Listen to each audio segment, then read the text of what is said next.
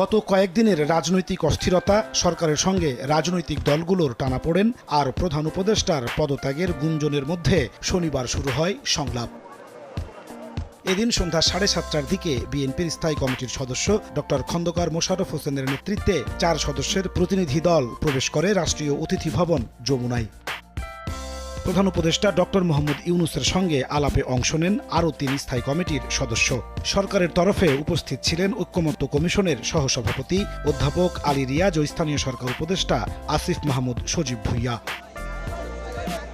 1 ঘণ্টারও বেশি সময় ধরে চলে বৈঠক। পরে সাংবাদিকদের মুখোমুখি হন দলটির নেতারা। খন্দকার মোশাররফ হোসেন বলেন, ডিসেম্বরের মধ্যেই নির্বাচনের রোডম্যাপ দাবি করেছেন তারা। আর নিরপেক্ষ নির্বাচন করতে 3 জন উপদেষ্টার পদত্যাগ চাই বিএনপি। ক্ষমতায় গেলে আওয়ামী লীগের বিচার ও রাষ্ট্র সংস্কার চলমান রাখবে বলেও প্রধান উপদেষ্টাকে জানিয়েছে দলটি।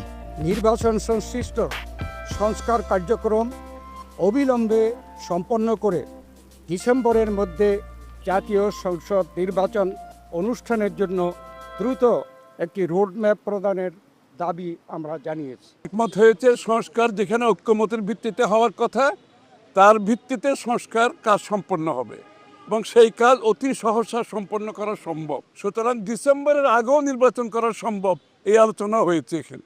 নিরাপত্তা উপদেষ্টা এবং আর 2 জন ছাত্র উপদেষ্টা যাদের কারণে এই সরকারের নিরপেক্ষতা ক্ষুণ্ণ হচ্ছে, তাদেরকে বাদ দেওয়ার জন্য আমরা আজকেও লিখিত বক্তব্য আমরা দিয়েছি। যদি দ্রুত নির্বাচন দেওয়া হয়, আমরা স্পষ্ট ভাষায় বলেছি, আজকে বাংলাদেশে যে নৈরাজ্য হচ্ছে, যে আইন শৃঙ্খলা পরিস্থিতির অবনতি হচ্ছে, এক অ্যানাউন্সমেন্টের ফলশ্রুতিতে বাংলাদেশের শান্তি শৃঙ্খলা এবং গণতন্ত্র বিরাট। বিএনপির সঙ্গে বৈঠক চলাকালীন যমুনায় প্রবেশ করে জামায়াত ইসলামীর প্রতিনিধি দল। 2 সদস্যের দলে নেতৃত্ব দেন দলটির আমির ডাক্তার শফিকুর রহমান।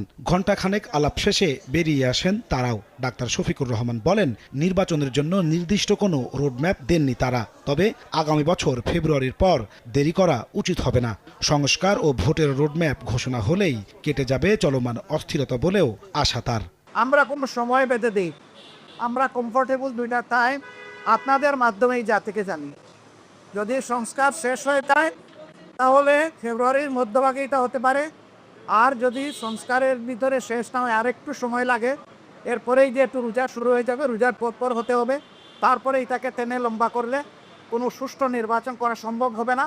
আমাদের দেশের আবহাওয়া এটা এলাও করবে এবং আমরা মনে করি যে 2টা রোডম্যাপ ঘোষণা করলেই তার অনেকটাই সমাধান হয়ে যাবে। একটা হচ্ছে সংস্কারের রোডম্যাপ, আর একটা হচ্ছে নির্বাচনের রোডম্যাপ।